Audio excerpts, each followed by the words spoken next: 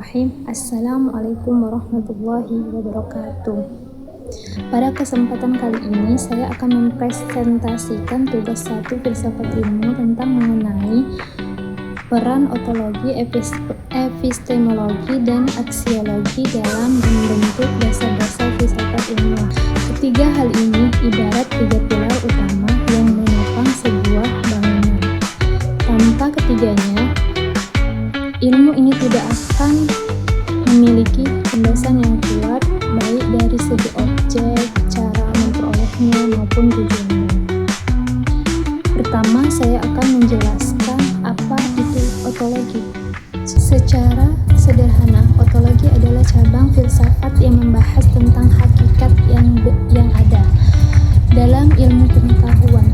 Ontologi menjawab pertanyaan mendasar, apa yang sebenarnya dikaji dan bagaimana hakikat realitas objek tersebut. Misalnya, jika kita mempelajari ilmu sosial, ontologinya adalah memahami bahwa objek kajiannya adalah manusia dan masyarakat yang memiliki kesadaran perilaku beragam. Sedangkan ilmu alamnya, objeknya adalah gejala alam yang bersifat konkret dan teratur.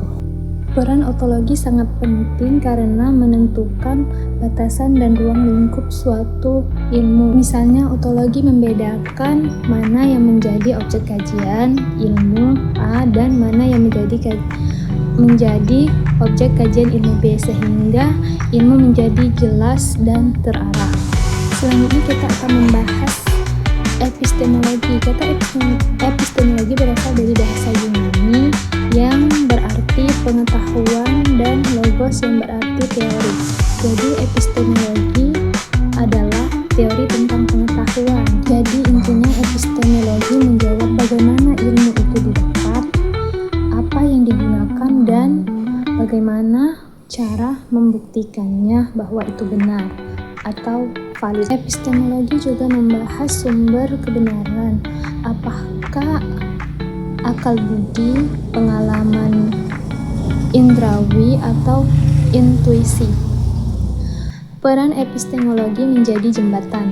Tanpa epistemologi, kita hanya akan memiliki opini atau prasangka, bukan ilmu yang teruji kebenarannya. Baiklah, selanjutnya saya akan membahas apa itu aksiologi.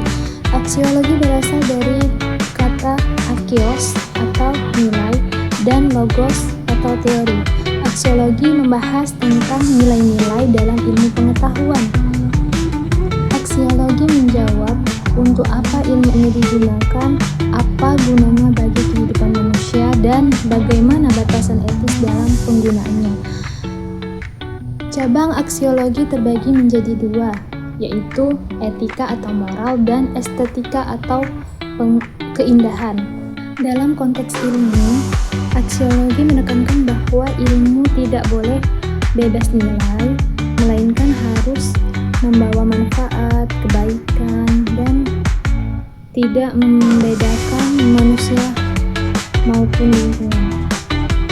Perannya adalah sebagai kompas atau arah ilmu yang canggih, tapi tanpa aksiologi bisa menjadi bumerang seperti teknologi nuklir yang bisa untuk energi tapi juga bisa untuk memusnahkan. Lalu bagaimana keterkaitan ketiganya? Ketiganya membentuk suatu kesatuan yang utuh.